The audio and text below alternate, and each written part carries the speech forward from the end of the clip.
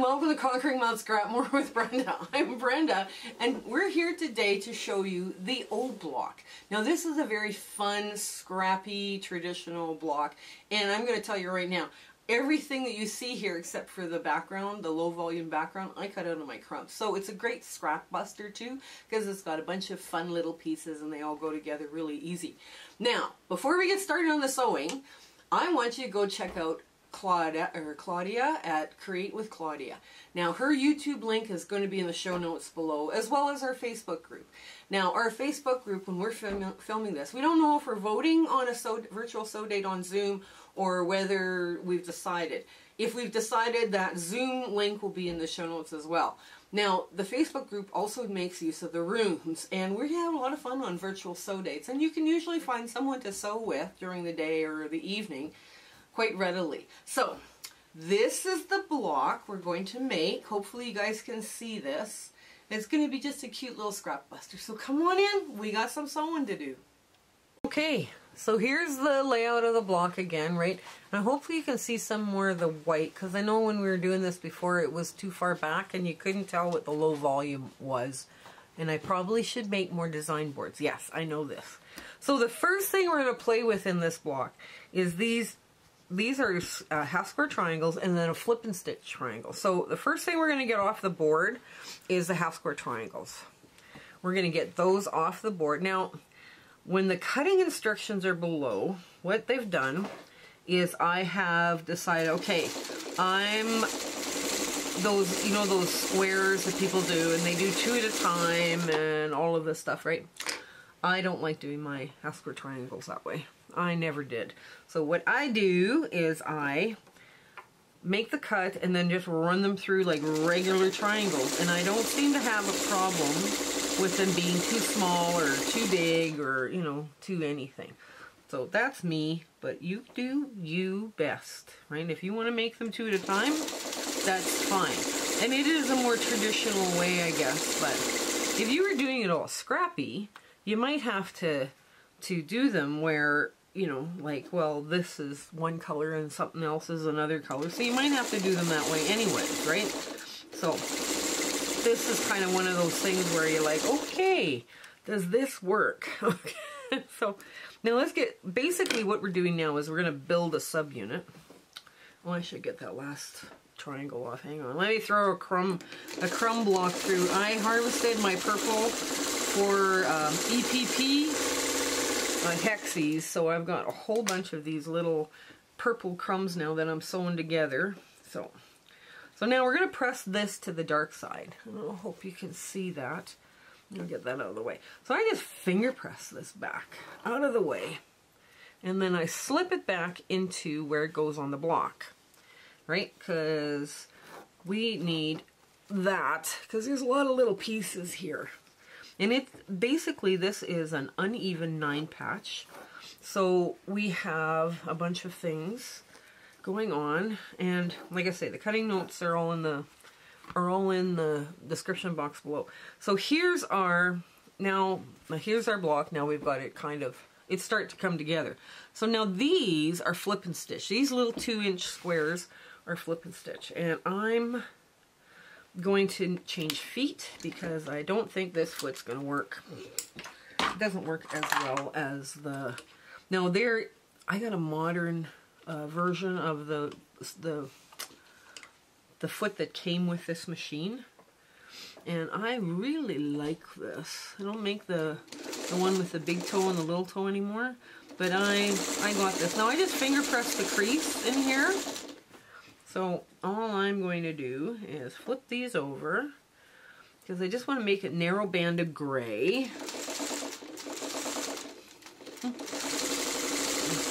These are really nice little scrap buster blocks, and you can make it bigger sized, or, you know, whatever you're feeling comfortable with. Sometimes people, they look at the tiny measurements and they go, not for me. But you can size it bigger. I mean, it'll be fine. Oh, anyways, I was going to tell you something here.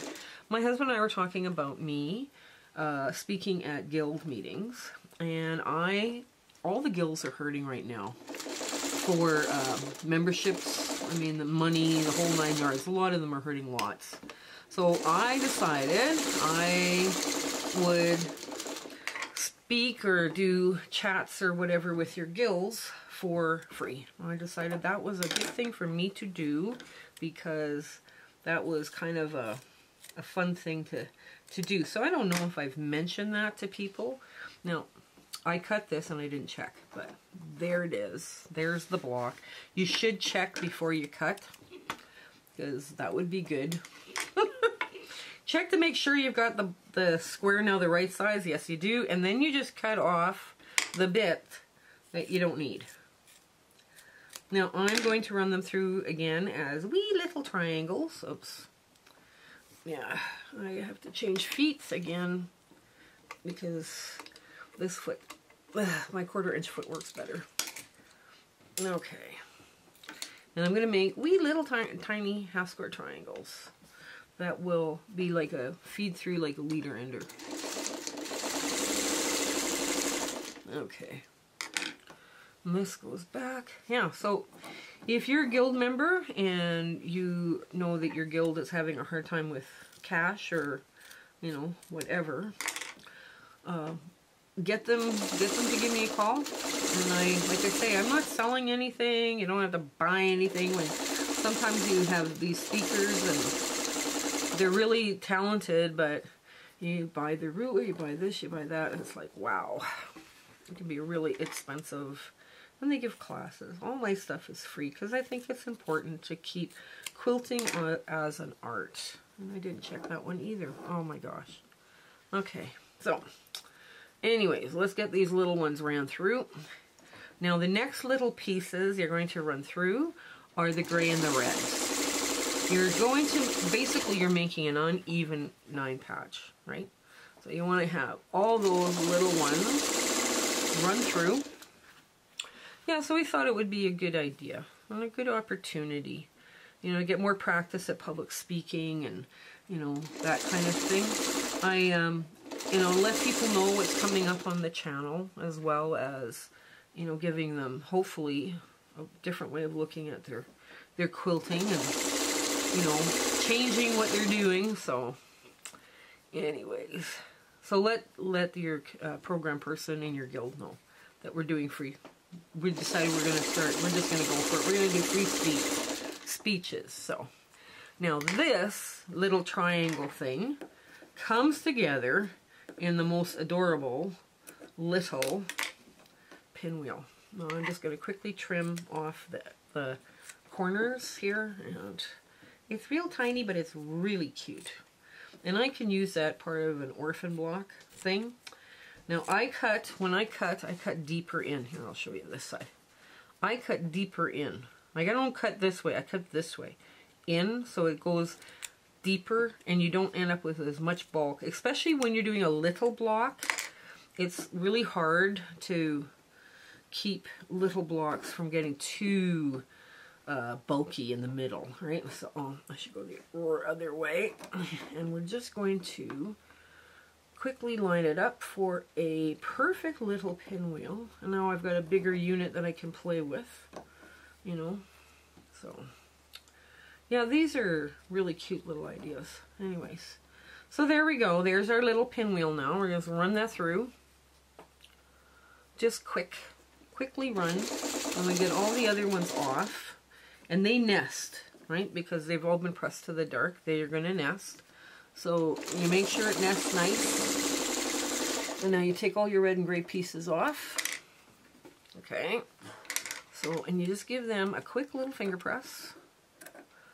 Now, I've pressed to the dark here on this block, right? So that means that gray seam is going this way. I want that gray seam here to come this way, the other way.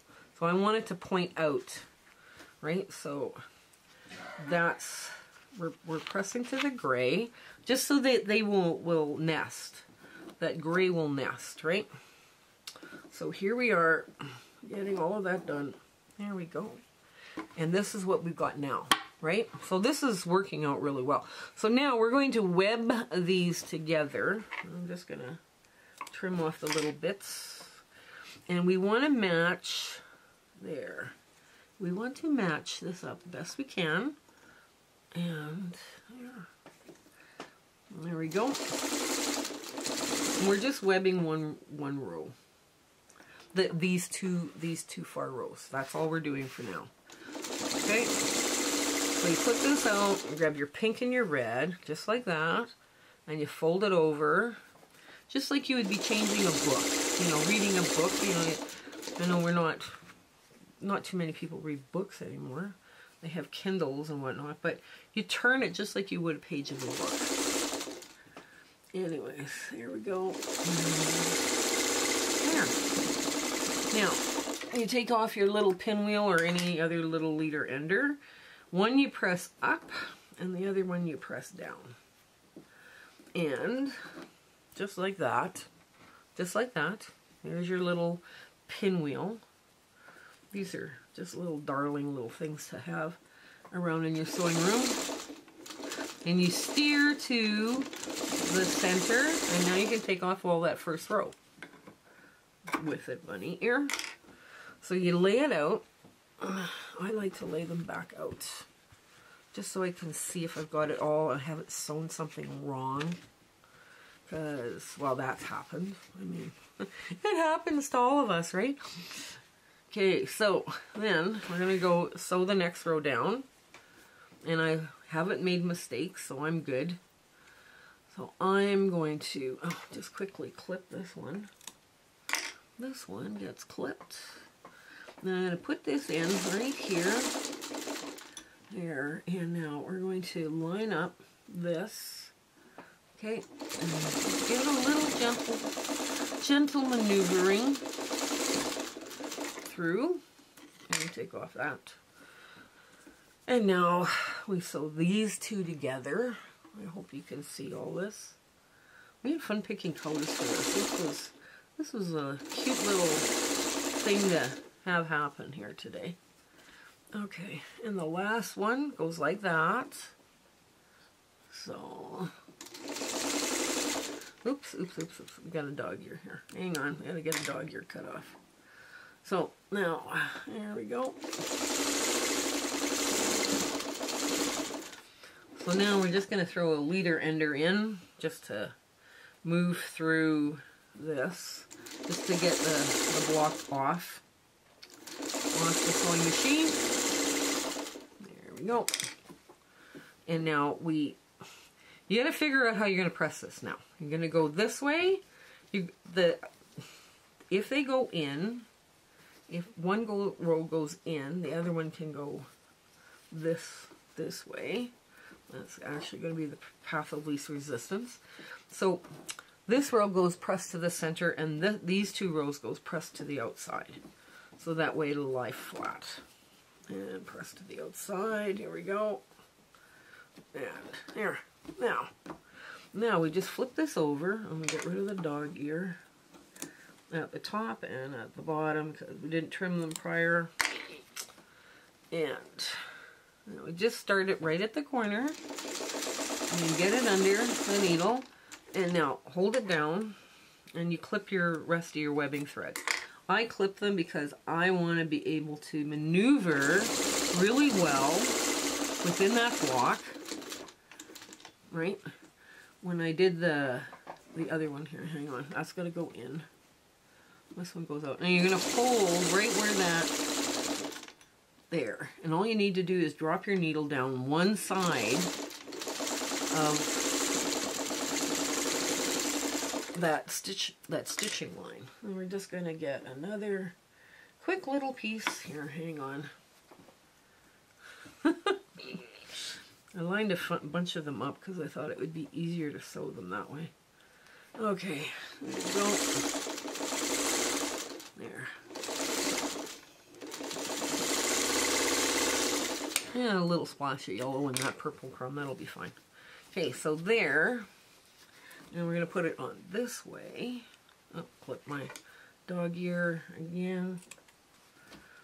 I should probably have my door closed here so my dog ears don't hide in there. Okay. Now, lay it up, get it all lined up nice, and There we go. Now we clip those webbing threads so you have the ability now to maneuver and nest. And another one. There we go. And right to the end. Okay, now we're going to sew two more together, and we'll get that block off, and we will have our big ta-da moment. Okay.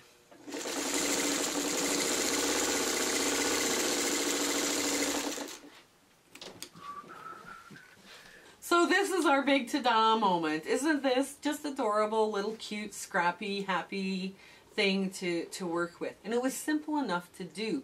The only complicated part of this block is this piece in here, right? Where you sew in, the half square triangles, and then you do a flip and stitch. And flip and stitches are not hard to do. This is the cute little pinwheel block I made from what I cut off. Now, I still have to trim it up and all the rest of the stuff, but I just think it's like so cute. Oh my goodness. Now, with this, every once in a while you have a day where it doesn't matter what you sew, you have a twisted seam in the back. And my suggestion to you is, instead of sitting there and picking it all apart and going, oh gosh, what have I done? What you do is you just clip down to the stitches on both sides, or whatever side, and then iron it flat the way it's supposed to go. And that way you don't have it like twisted, right? Because sometimes that can create a lot of problems with twisted seams when you're in the quilting end of things. But I do hope you do try this cute little one. This looks good in any color, and it's going to be a lot of fun for you to play with. Okay, so I hope you have an amazing week ahead, and everything goes great in your life and in your sewing room, and just everything be wonderful. Okay, we'll take care until next time. We'll see you. Okay, bye. My husband and I would love to thank you for coming along with us on our quilting journey and the YouTube adventure that we're on. We have some wonderful plans for 2023. And it includes a lot more, like with the Facebook group and the rooms feature and sewing and hanging out with people. Those monthly Zoom sew dates are still in the works. We have a lot of fun ideas coming up for 2023. And we hope you share, like, and subscribe with your friends. That little notification button and subscribing to us really helps us out. Commenting helps us out too. So if you like what you're seeing, let us know. Even send us a heart on the comment. That helps so much for us. Okay, you have an absolutely fabulous 2023, and all of our best wishes for you in the future. Okay, take care. Bye.